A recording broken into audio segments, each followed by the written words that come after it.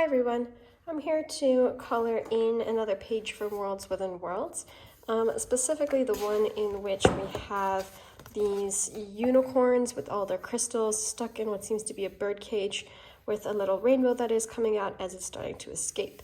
So looking at this here, the idea that I had for it was, what if the unicorns are what give the world its magic? And what's magic in the world of colorists but color? So my idea was that on the inside will be color, and this rainbow is going to be the escape of color, because on the outside is going to be no color. So I'm attempting to use color pencils using my Prismacolors to make this outside here monochromatic gray, and then the inside of it have this explosion of color coming out. It kind of fits with the general idea that you shouldn't be trapping that which is beautiful, because in doing so you make the world a less beautiful place. So for me, it has some symbolic value if you use it with those colors. The thing is, I've never actually colored in monochrome. I've not really used that many grays. So for me to kind of figure it out, I'm going to need some inspiration for the shading. I've gone over to Instagram and I found this lovely piece done by Jamali Creative. You can see the name right there. And they did a really wonderful job with the use of the shading and the use of the colors. So what I did was I took their photo and then I turned it into the black and white monochrome version of it so that I can see what it might look like if the background of it was all in that monochromatic gray. So then I can start imagining what this piece is going to look like. So just using the shading techniques here to figure out where my values are for the darker and the lighter values. I'm first going to figure out what kind of gray I'm going to use, and then I'm going to begin coloring. Since it's going to be monochromatic, that automatically brings me down to gray. And so there's three kinds of grays. Maybe it's a bit easier to actually see with bigger circles from my 72 set. But we can see here that we have our warm grays, our cool grays, and our French grays. So automatically, I'm going to be getting rid of the French grays because they're a bit too brown. If I'm going for like a nice contrast, this has a bit too much color in it. So then between the warm grays and the cool grays, I'm probably going to stick with my cool grays because having this bluish tint to it would be a really nice contrast to the eventual warm explosion of color I'm imagining on the inside. So then that contrast can really help emphasize the theme that I'm trying to build. So putting it into my case then, into the different colors I have organized, it's time for me now to take out my cool grays. And the nice thing about the 72 set is that I have quite a few of them. So we have our cool gray 10%, 20%, 30%, 70%, lies, 50%, 70%, and 90%. So this gives us a lot of good ranges from our dark tones, mid-tones, and light tones to build up some good contrast.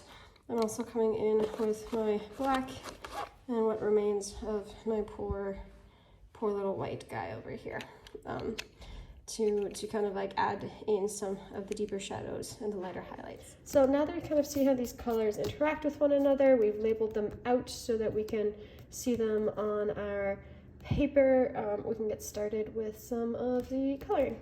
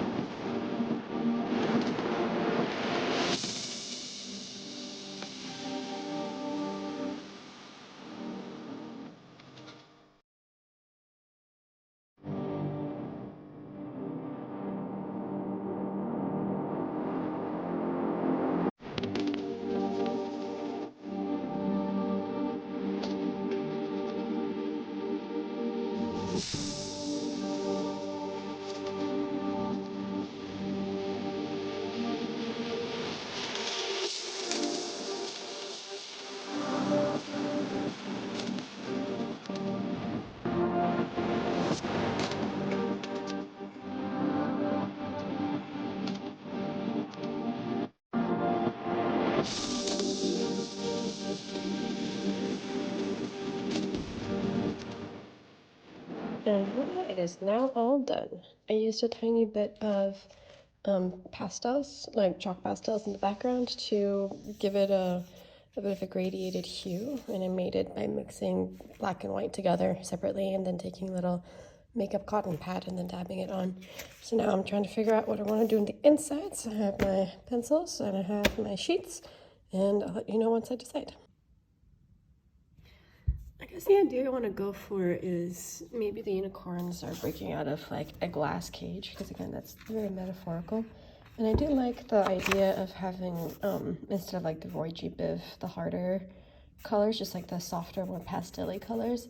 So I was thinking, how about something like iridescent, you know, because what's a unicorn if it's not iridescent? I have no idea how I'm going to pull any of this off, but these are kind of the colors that I'm looking at and the ideas I'm trying to get. If I'm able to get the cage looking something like this, for example, or even something like that. See, it even has like that similar shape to this here. And then I can have, I don't know, just this kind of color tone, maybe this for one of the unicorns. And then like even like something like this for the crystals could be really nice, but I have no idea how I'm going to pull this off.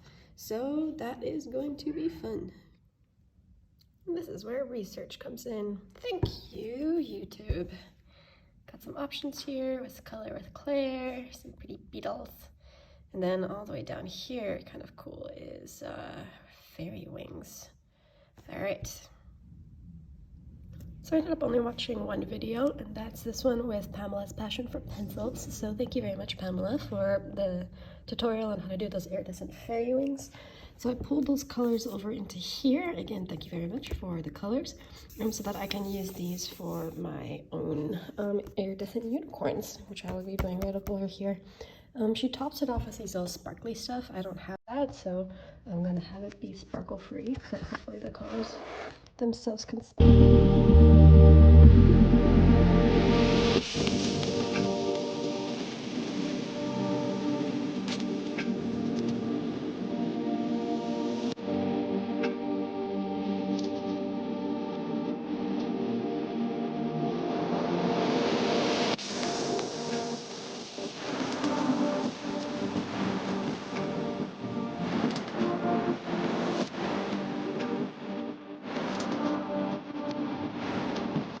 These then are the 3 unicorns I just did monochromatic, so that it has a bit of a texture difference to stand out from the iridescent crystals in the background.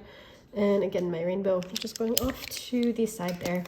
I did a white Posca pen with like a tiny little uni liner to give them eyes, because otherwise they look just like really evil.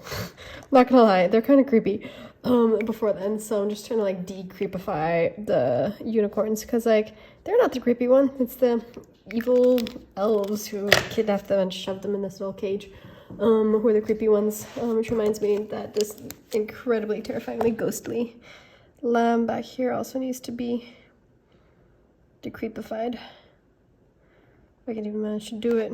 I'm gonna have to fix that off camera, it's too creepy.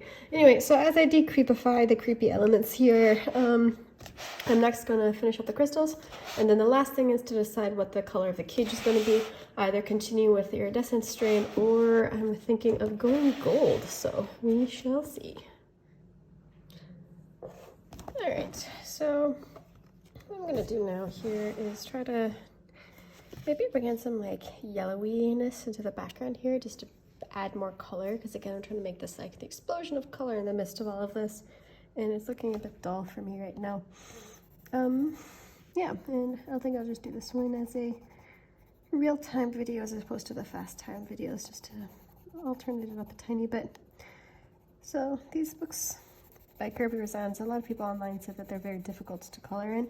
I honestly find that to be the opposite. I think they're much easier to color in than Johanna Bastard, for instance.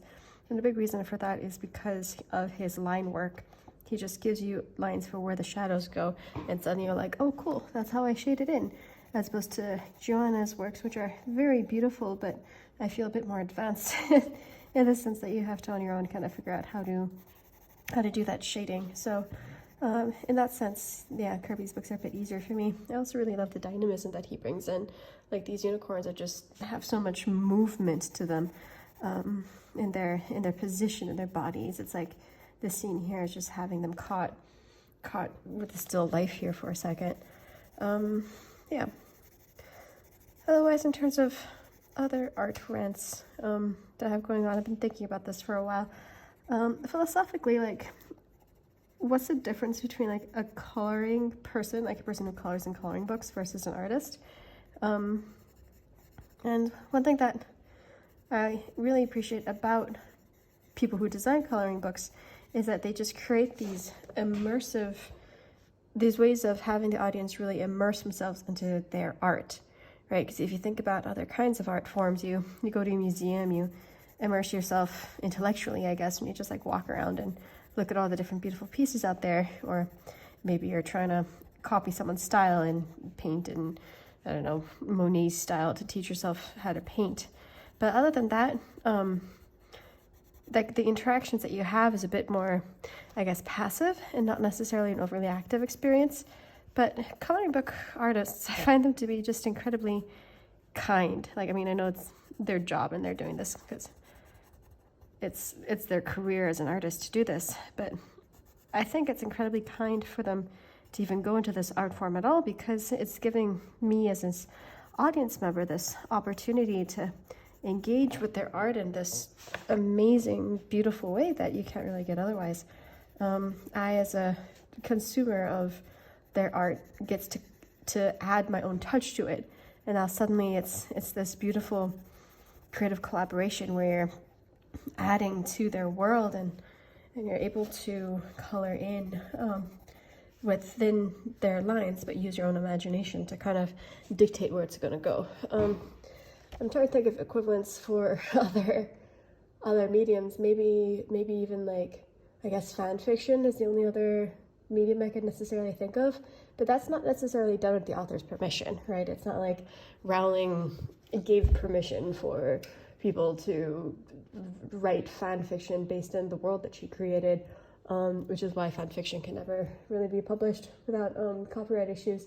But it's kind of like, this is fan fiction. I'm allowed to come into someone else's world that they define for me by the lines they give me, and I'm allowed to take it where I want to go. So for me, for example, with trying to like imagine this unicorn scene, which I may or may not like so far, because these are not, pastel shades are not my colors. I'm more of like a dark red and a, blue. Like, this is more my color for my style of work, but I'm trying to expand here, I guess.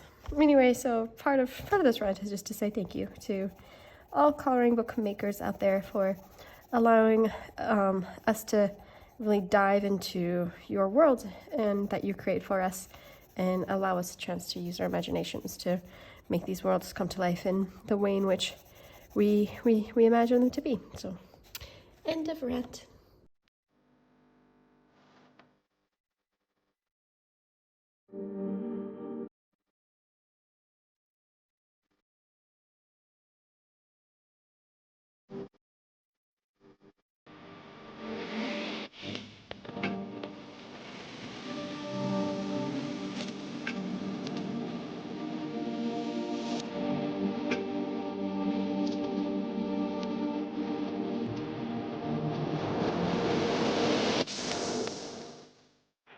There she goes.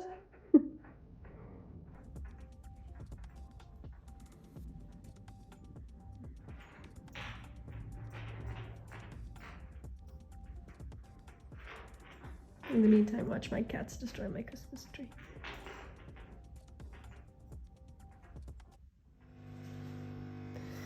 Alright, so at this point I just noticed that there seems to be a bit of an overlap here.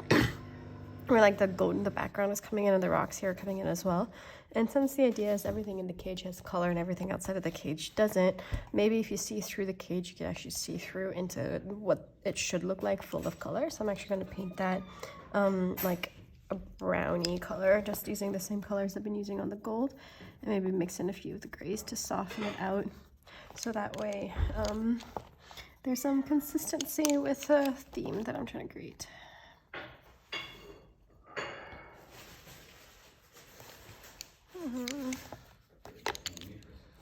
Throw in some greens here as well.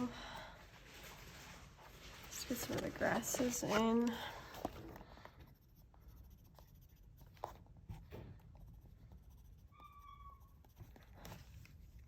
And then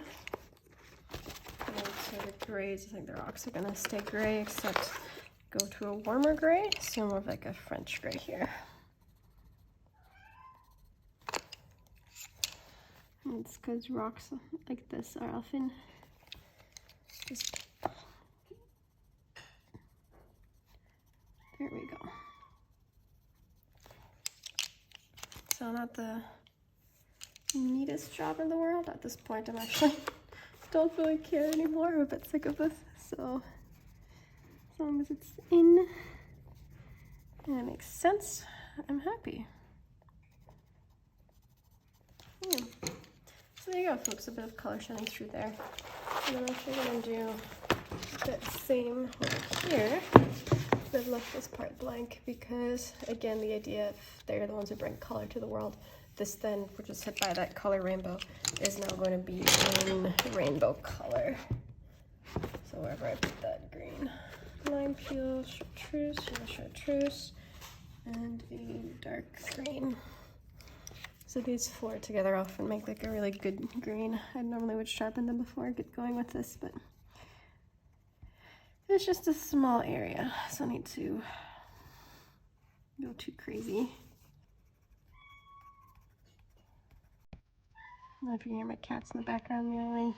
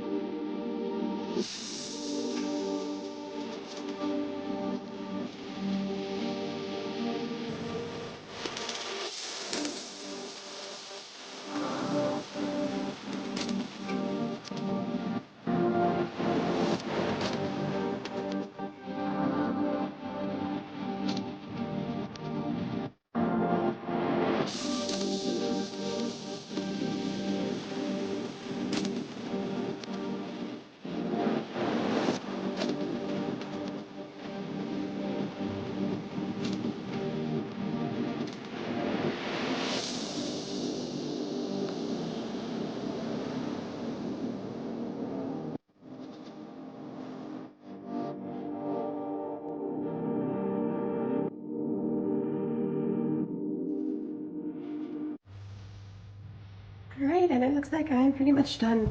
So as a recap, these are the colors that I used. The gold for the cage, shown by Sarah Clark, and then the iridescent pinks, blues, and purples done with Pamela's Passion for coloring, and then just straight down coming down with the background for the monochrome unicorn scene with those different grays over there.